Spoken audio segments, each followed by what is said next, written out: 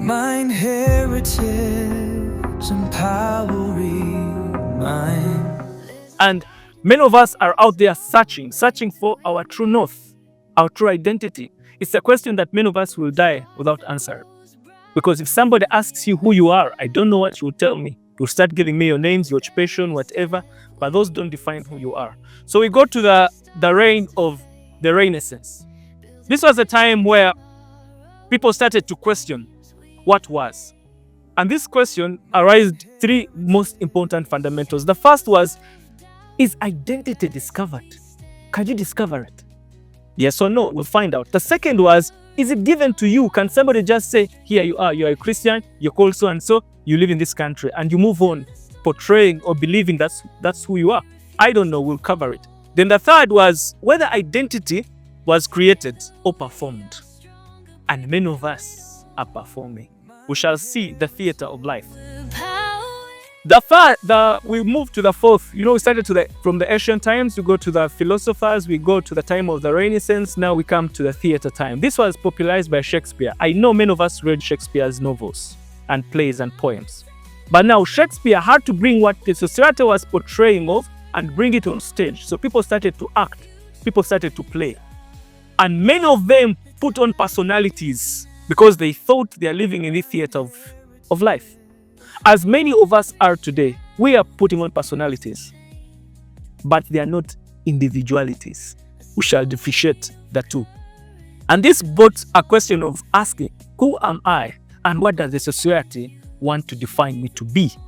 And in that process, three things also arose. People started to become who they are not because, one, they had too many choices. You had to choose to act as a king, to act as a leper, to act as a mom, to act as a queen, different roles as they are played in the theater. The second was they had too many expectations. The society had expectations on them. If you act today as a king, then they expect your character to be in other movies the same, or in other plays, or in other poems to be the same. So there's too many expectations. And finally, too many mirrors. The mirror of who you see yourself to be and the mirror of what the society sees you to become or to be. So there's conflict. After acting on that stage and you go to the community, who are you? Was the question. Are you aligning yourself to what you do in the theater or in the plays? Or you're aligning yourself to what you actually are?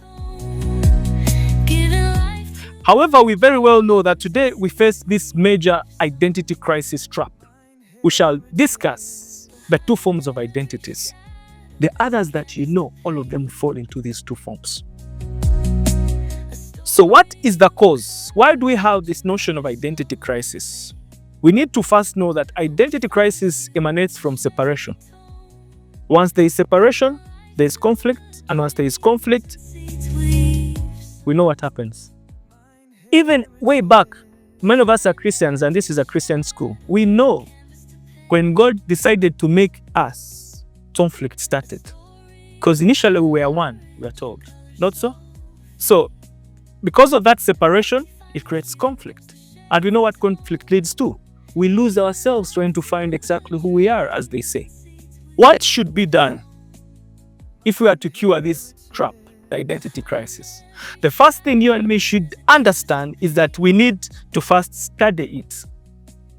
We have to be scholars, but not scholars of externalities, but rather scholars of your own life. Can you study yourself? We shall get to that also. The second, we need to talk about it with clarity and understanding. It's not a matter of just saying identity. Do you really understand it? So that you can help another person to find who they are. But you can't help them if you cannot find who you are yourself. And finally, the third, we need to move from crisis to clarity. We're in crisis. That's the truth. Crisis. The other time I told you the most profitable industry. You know why? Identity crisis. But we can only overcome that if we are so clear about who we are. You know yourself, not from externalities, but deeply within you.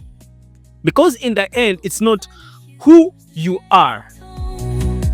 It is who you are becoming. Because we are human beings. That's why they say we evolve. There's a big difference between evolution and revolution. Are they the same? What is the difference? Yeah. right? One is a subset of the other. For you to revolve, you should have evolved. That means you see things that are not working for you, things that you're angry at, things that are actually not going the way you want them to go. Now you revolve against them. And many of us never revolve because we don't see whatever is happening outside of us. We're in this moving wagon. If they're going east, we all go east. If you're going north, yes, but there's this person who started the movement. It's because they evolved within for them to revolve outside. Back to the literal meaning.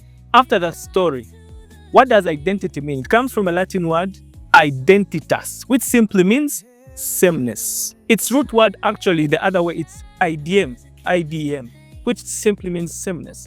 But in ancient time, sameness was not sameness as we think. They are looking at what stays you in everything is changing.